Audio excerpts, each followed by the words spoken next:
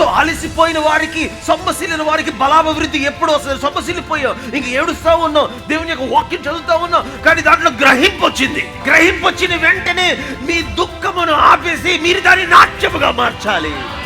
Turn your mourning into dancing, your weeping into praising, your worrying into worship, your pain into praise. నాటి నుండి ఆమె దుఃఖముఖిగా ఉండిట మానేను. తన ప్రాణము విసిగినంతగా దావీదు ఏడ్చెను. అయితే తన దేవుడైన యెహోవాను బట్టి he strengthened himself in the Lord. Yes, during your waiting time, you may weep all the weeping that you have. You can cry all the tears that you have, but don't stop there. You need to turn your weeping into worshiping.